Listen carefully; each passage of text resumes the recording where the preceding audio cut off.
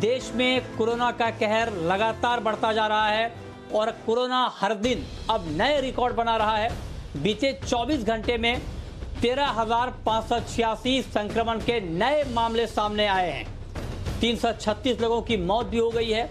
अब तक संक्रमितों की संख्या 3,80,530 के पार पहुंच गई है और 12,573 लोगों की अब तक मौत भी हो चुकी है। अच्छी बात यह है कि ठीक होने वालों की संख्या भी बढ़ रही है। रिकवरी रेट बढ़कर करीब 54% हो गया है और अब तक 2,04,700 से ज्यादा लोग ठीक भी हो गए हैं।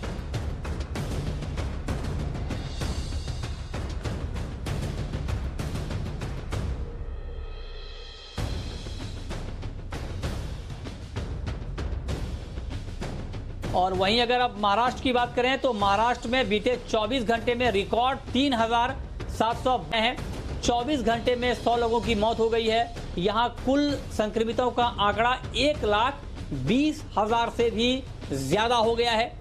अब तक 5,700 से ज्यादा लोगों की यहां मौत हो चुकी है। हैरानी की बात यह है कि अब मुंबई के साथ ही नवी मुंबई को लेकर भी चिंताएं काफी बढ़ती हुई दिख रही हैं। यहां संक्रमितों की संख्या में तेज उछाल नजर आ रहा है। वहीं अगर हम दिल्ली की बात करें तो देश की राजधानी दिल्ली में भी हालात बिगड़ते जा रहे हैं, बद से बदतर हो रहे हैं और यहां बीते 24 घंटे में 2,877 नए केस सामने आए हैं। इस दौरान 65 लोगों की मौत हुई है। राजधानी में संक्रमितों की संख्या 50,000 के करीब पहुंच गई है। यहां कोरोना से मरने वालों की संख्या 1960 के ऊपर है।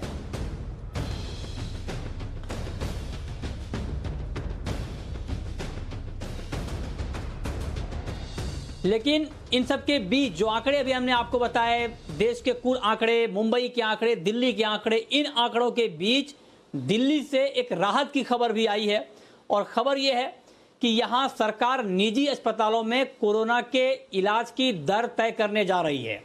निजी अस्पतालों में इलाज के खर्च में भारी कटौती होगी, यानी आपको पहले जितना खर्च आता था कोरोना के इलाज में उससे बहुत कम खर्च आपका होगा। अब इसके लिए दिल्ली सरकार का औपचारिक आदेश जल्द आ सकता है। इस खबर को लेकर डिटेल जानकारी के साथ हमारे संवाददाता समीर दीक्षित हमारे साथ जुड़ चुके हैं। समीर, कोरोना से सब परेशान हैं मगर इसमें जो निजी अस्पतालों के चंगुल में फंसते जा रहे हैं उनकी हालत ज्यादा खराब हो रही है, वो दिवालिया हो जा रहे हैं। उनके लिए क्या खबर है? दिल्ली में कोरोना का इलाज कितना सस्ता होने जा रहा है?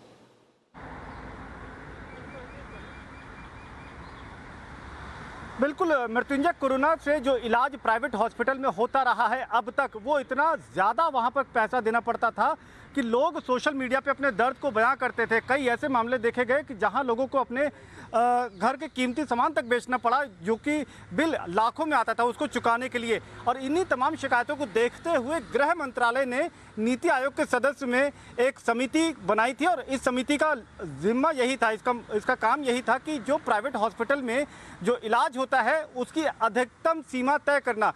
और राहत की बात यह है कि अब गृह मंत्रालय की समिति ने जो सिफारिश की है, जो सुझाव दिए हैं, वो अगर लागू होते हैं, जो कि लगभग लागू होना है, वो महज औपचारिकता है। और इनके इस सिफारिशों को लागू होने के बाद दिल्ली में कोरोना इलाज 3 गुना तक सस्ता हो जाएगा। सबसे पहले आपको बता दें कि जो आइसोलेशन वार्ड है, आइसोलेशन वार्ड की कीमत घट के 13 से 15 हज़ार रुपये हो जाएगी। यही आइसोलेशन वार्ड पहले, यानी कि प्राइवेट हॉस्पिटल में, इसके लिए लोगों को 24 से 25 हज़ार रुपये तक चुकाना होता था और अब यही आइसोलेशन वार्ड तकरीबन आपको 13,000 से 15,000 रुपये में मिल जाएगा प्राइवेट हॉस्पिटल में।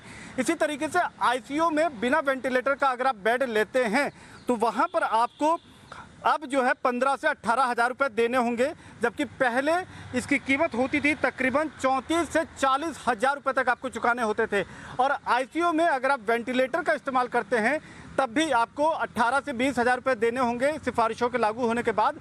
लेकिन आईसीयू वेंटिलेटर के साथ में प्राइवेट हॉस्पिटल में इसके पहले जो कीमतें थी, वहां पर 54,000 रुपए तक लोगों से वसूला जाता था। मरीज से जो पैसा वसूला जाता था वो 54,000 रुपए तक होता था। यानी कि जब मरीज ठीक होकर के या अगर 4 दिन बाद जब उसके हाथ में बिल आता था तो वो लाख, 1.5 लाख, 2 लाख रुपए की संख्या पार कर जाता था। लेकिन अब राहत की बात यह है कि गृह मंत्रालय की समिति जो बनाई थी उसकी सिफारिशें लागू होने के बाद दिल्ली में कोरोना इलाज प्राइवेट हॉस्पिटल में 3 गुना तक सस्ता हो जाएगा। जैसे कि आईसीयू जहां पर वेंटिलेटर है या फिर आइसोलेशन वार्ड में कीमतें जो हैं वो 13,000 रुपये से लेकर के 18,000 रुपये ही होगी। तो ये एक राहत की बात है। लेकिन अभी भी सबसे बड़ी चिंता की बात यही है कि दिल्ली में कोरोना के मामले जो हैं वो बेलगाम हैं, बेतहाशा से ऊपर जा रहे हैं। पिछले 24 घंटे में अब तक का जो सबसे बड़ा रिकॉर्ड है कि 2800 से ज़्यादा मरीज सामने आए हैं और जो कुल आंकड़ा है दिल्ली में वो तकरीबन 50,000 तक पहुंच गया है। तो एक तरफ तो बेलगाम कोरोना मामले, लेकिन दूसरी तरफ हेल्थ के नज़रिए से, स्वास्थ्य के नज़रिए से लगातार कई कदम केंद्र और दिल्ली सरकार उठा रही है ताकि लोगों को इलाज मुहैया कराया जा सके। इसी फहरिस्त में एक और चीज़ आपको बता दें कि एक 10,000 की संख्या वाला बेड एक जगह तैयार करी है। ये सत्संग के सहयोग से हो पाया है। जो लोग सत्संग चलाते थे, राधा स्वामी, उनके सहयोग से ये संभव हो पाया है कि 10,000 की क्षमता वाला एक ऐसा फैसिलिटी तैयार करी है जहाँ पे लोगों को आइसोलेशन फैसिलिटी मिलेगी, इलाज हो पाएगा। तो ये एक बड़ा राहत भरी खबर दिल्ली के नज़रिए से लगातार सामने आ रही है। लेकिन इन सब के बीच एक चिंता की बात अभी ये है कि जो दिल्ली के स्वास्थ्य मंत्री हैं सत्येंद्र जैन, जो 17 जून को कोरोना पॉजिटिव पाए गए थे और उसके बाद उन्हें हॉस्पिटल में एडमिट किया गया था, उसमें लेटेस्ट डेवलपमेंट यही है कि सत्येंद्र जैन जी की हालत लगातार बिगड़ती जा रही है। इस वक्त हालत काफ़ी नाजुक बनी हुई है और उनको अब दूसरे अस्पताल में शिफ्ट किया जा रहा है ताकि उनके उपचार के लिए हर संभव कदम उठाया जा सके और उनको जल्द ठीक किया जा सके। जी जी जी, चलिए बहुत शुक्रिया समीर आपका। समीर ने बहुत महत्वपूर्ण अपडेट यहाँ पर दिया है। एक तो ये कि एक दुखद खबर यह है कि दिल्ली के जो स्वास्थ्य मंत्री थे सत्येंद्र जैन, उनकी हालत ठीक नहीं है। और जो दूसरी हालांकि राहत की खबर समीर ने दी है वो ये कि दिल्ली में कोरोना का इलाज काफ़ी सस्ता होने जा रहा है, तो इस मोर्चे पर थोड़ी सी राहत मिली है। चलिए दिल्ली के बाद अब चलते हैं मुंबई, और आर्थिक राजधानी मुंबई में भी कोरोना को लेकर हालात खराब ही हैं, आंकड़े लगातार बढ़ रहे हैं। और अब तो हालत यह है कि अब कोरोना का जो मामला है वो मेन मुंबई से बढ़कर आसपास के इलाकों को भी अपनी चपेट में तेजी से ले रहा है। और इसी कड़ी में नवी मुंबई को लेकर जो खबर आ रही है वो भी चिंता बढ़ाने वाली खबर है। नवी मुंबई में भी कोरोना के आंकड़े बहुत तेजी से बढ़ रहे हैं। इस पर डिटेल जानकारी के साथ हमारे संवाददाता सुबोध मिश्रा हमारे साथ जुड़े हैं। सुबोध, नवी मुंबई को लेकर के खास करके ताजा अपडेट क्या है आंकड़ों के लिहाज से? देखिए मृत्युंजय जी, अभी तक जो बात कही जा रही थी कि महाराष्ट्र में आज भी बहुत बड़ा आंकड़ा आया है, करीब 3,000 आपके 752 है जो मरीज, संक्रमित मरीजों की संख्या बढ़ी है। लेकिन वहीं अगर देखा जाए तो मुंबई में भले ही इस समय थोड़ा सा कंट्रोल अगर कहा जाए एक तरह से कि पिछले कुछ दिनों से मुंबई में कंट्रोल चल रहा है, लेकिन अब मुंबई को छोड़ करके अब नवी मुंबई और कल्याण डोंबिवली जैसे महानगर पालिका है, वहां पर बहुत ही सब चीजों का प्रेशर बढ़ रहा है। खासतौर से अगर हम बात करें नवी मुंबई की, तो नवी मुंबई में पिछले 24 घंटे के अंदर करीब 202 मरीजों की संख्या बढ़ी है, जो कि 100 के आसपास जहां मरीज हुआ करते थे या 100 के अंदर हुआ करते थे, वो अब 202 का आंकड़ा पार कर चुके हैं। ये अभी तक का नवी मुंबई का बहुत बड़ा रिकॉर्ड है। इसमें एक बहुत बड़ी बात मैं जोड़ना चाहूंगा कि इसमें करीब आधा दर्जन 10 साल से कम उम्र के बच्चे भी हैं जो कोरोना पॉजिटिव हुए हैं। ये अपने आप में एक चिंता का विषय है, खासतौर से नवी मुंबई के लिए कि आखिरकार 10 साल की कम उम्र के बच्चों जो है, करीब इतने जो बच्चे बढ़े हैं, आखिरकार इनको किस तरह से ये पॉजिटिव संक्रमण हो गया है और इस पे किस तरह से वो लोग उपचार करेंगे और इन बच्चों की कैसे जान बचाएंगे।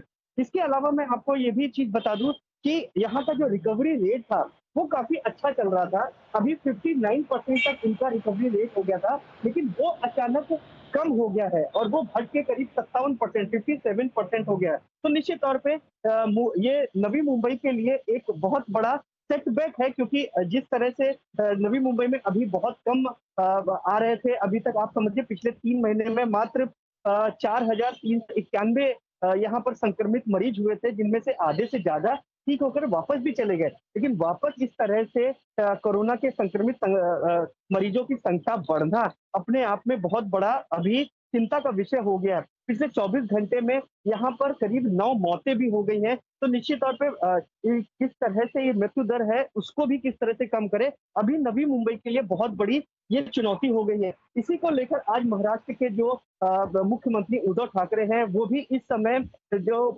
नवी मुंबई के कमिश्नर हैं, महानगर पालिका कमिश्नर हैं, उनसे बातचीत कर रहे हैं और उनसे वहाँ की जानकारी ले रहे हैं कि आखिर किस वजह से ये वापस जो कोरोना के जो संक्रमित मरीजों की संख्या है, वो किस तरह से बढ़ रही है और क्या वजह है कि इसको हम लोग अभी तक अच्छे से कंट्रोल कर रहे थे, वो वापस कंट्रोल हमारा खो रहा है। जी मृत्युंजय जी। ठीक बात है। चलिए, बहुत शुक्रिया सुबोध आपका इस पूरे अपडेट के लिए। तो नवी मुंबई को लेकर चिंता ज़्यादा है और जो सुबोध ने बताया कि दिक्कत की बात यह है कि 10 साल से कम उम्र के बच्चे भी इसकी चपेट में आ रहे हैं।